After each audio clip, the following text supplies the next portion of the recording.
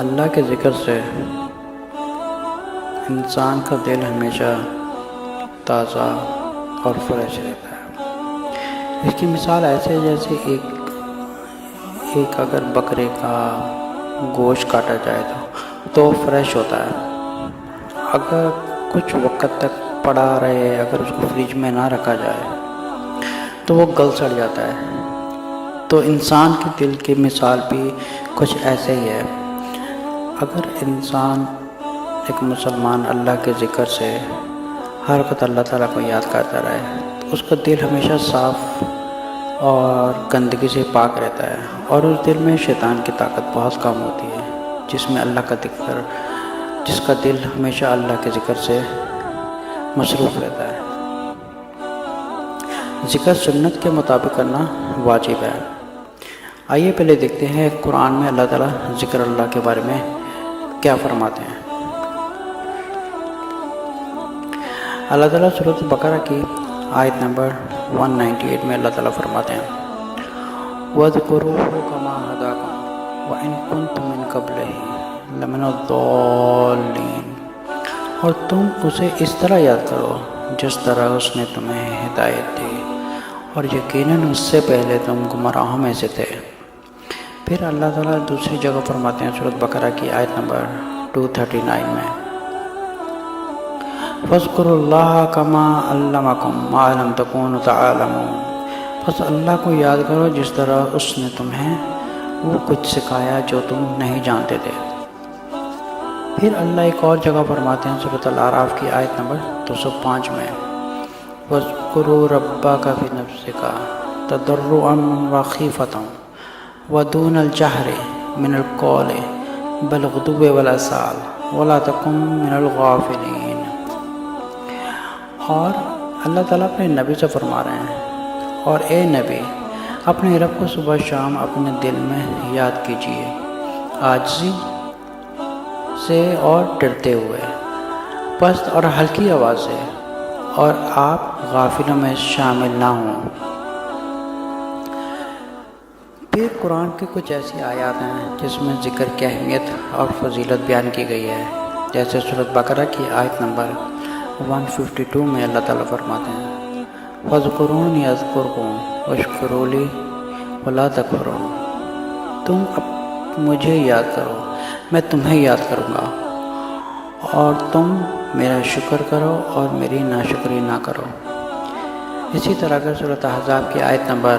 41 میں پڑھا جائے، اللہ تعالیٰ فرماتے ہیں یا ایھا الذین آمنوا اذکروا اللہ ذکرا کثیرا، اے ایمان والو تم اللہ کو کثرت سے یاد کرو۔ پھر اسی طرح سورۃ احزاب کی آیت نمبر 35 میں اللہ تعالیٰ فرماتے ہیں وَذَاكِرِينَ اللَّهَ كَثِيرًا وَالذَّاكِرَاتِ أَعَدَّ اللَّهُ لَهُم مَّغْفِرَةً وَأَجْرًا عَظِيمًا، اور اللہ کو بہت یاد کرنے والے مرد اور بہت یاد کرنے والی عورتیں، اللہ نے ان کے لیے بخشش اور بہت بڑا اجر تیار کیا ہے۔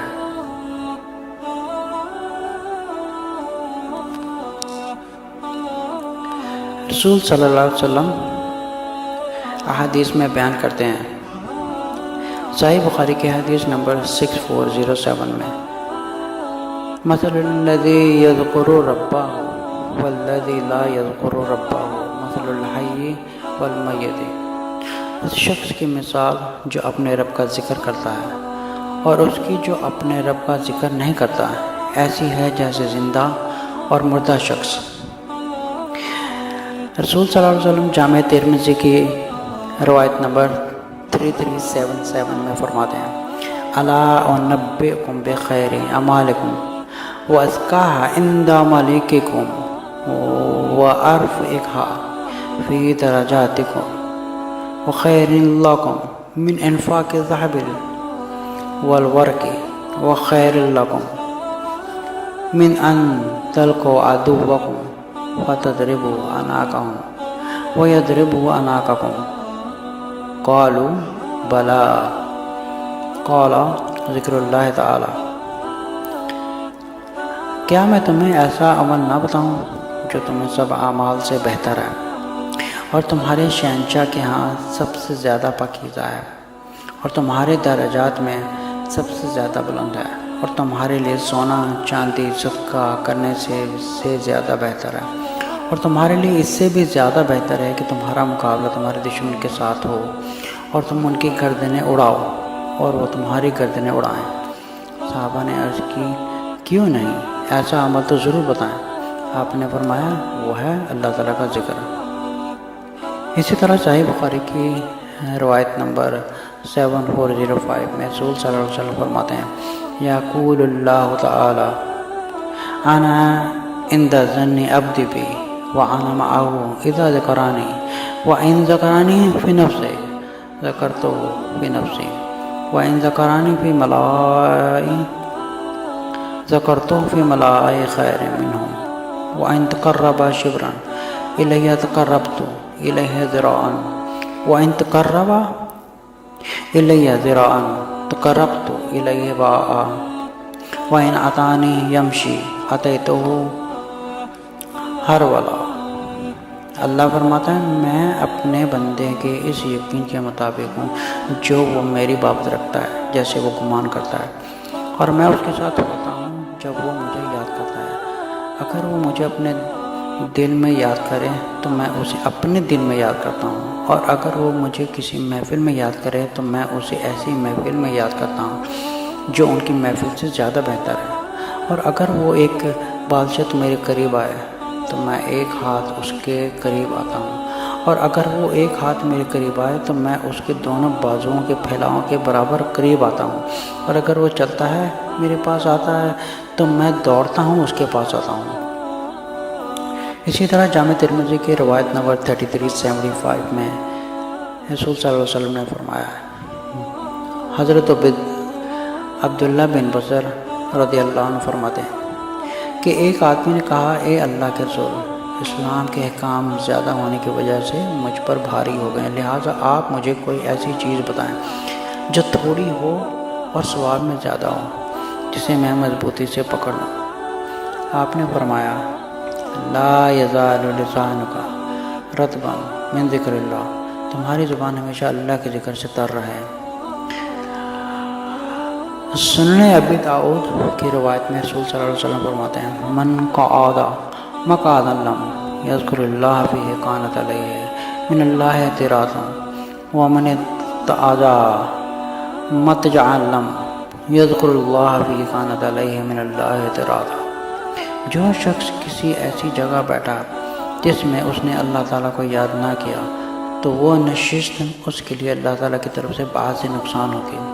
اور جو شخص کسی ایسی جگہ لیٹا جہاں اس نے اللہ تعالیٰ کو یاد نہ کیا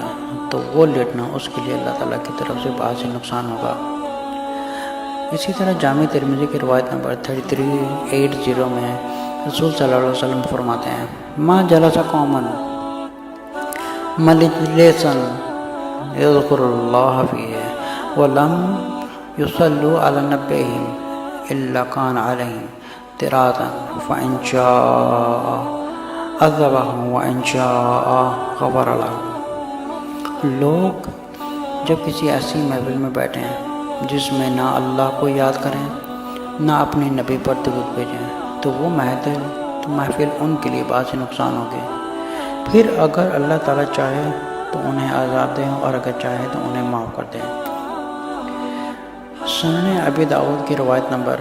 4855 میں رسول صلی اللہ علیہ وسلم کا فرمان ہے ما من قوم یقومون من مجلس لا یذکرون اللہ فیہ الا قاموا عن مثل جیفۃ حمار وکان لهم حسرۃ۔ جب لوگ کسی ایسی مجلس سے اٹھتے ہیں جس میں وہ اللہ کا ذکر نہیں کرتے تو وہ مردے گدھے کی بدبودار لاش جیسی چیز سے اٹھتے ہیں، اور یہ عمل ان کے لیے حسرت کا باعث ہوگا۔ جامع ترمذی کی روایت نمبر 2910 میں رسول صلی اللہ علیہ وسلم فرماتے ہیں من قرأ حرفا من کتاب اللہ فلہ بہ حسنۃ والحسنۃ بعشر امثالها لا اقول الف لام میم حرف ولكن الف حرف ولام حرف ومیم حرف۔ جو شخص اللہ کی کتاب سے ایک حرف پڑھے تو اس کے لیے اس کے بدلے ایک نیکی ہے، اور ایک نیکی کا اجر اس جیسی 10 نیکیوں کے برابر ہے۔ میں نہیں کہتا کہ الف لام میم ایک حرف ہے، بلکہ الف ایک حرف ہے اور لام ایک حرف ہے اور میم ایک حرف ہے۔ صحیح مسلم کی روایت نمبر 803 میں حضرت عقبہ بن عامر رضی اللہ عنہ سے روایت ہے، انہوں نے فرمایا رسول صلی اللہ علیہ وسلم گھر سے باہر تشریف لائے اور ہم صفا میں موجود تھے، تو آپ نے فرمایا ایکم یحب ان یغدو کل یوم الی بطحانا او الی العقیق فیان منہ بناقتین قوموین فی غیر نظم ولا قطع رحیم فقلنا یا رسول اللہ نحب ذلک قال افلا یغدو احدکم الی المسجد فیعلم ان یقرأ آیتین من کتاب اللہ عز وجل خیر اللہ من ناقتین و ثلاث خیر اللہ من ثلاث و اربع و خیر اللہ من اربع و من عدادہن من الابل۔ تم میں سے کون یہ پسند کرتا ہے کہ وہ ہر روز بطحان یا عقیق کی طرف جائے اور وہاں سے موٹی موٹی کوہانوں والی دعا اونٹنیاں لائے، اس میں وہ کسی جرم کا ارتکاب کرے، وہ قطع رحمی کرے۔ ہم نے عرض کی اے اللہ کے رسول، ہم سب ہی یہ پسند کرتے ہیں۔ آپ نے فرمایا کیا پس تم میں سے کوئی شخص مسجد کی طرف نہیں جاتا کہ وہ اللہ عز و جل کی کتاب سے 2 آیاتیں جان لے یا پڑھ لے، یہ اس کے لیے 2 اونٹنیوں سے بہتر ہیں، اور 3 آیتیں ان کے لیے 3 اونٹنیوں سے بہتر ہیں، اور 4 آیتیں اس کے لیے 4 اونٹنیوں سے بہتر ہیں، اور جتنی بھی آیتیں ہوں اپنی تعداد کے اونٹوں سے بہتر ہیں۔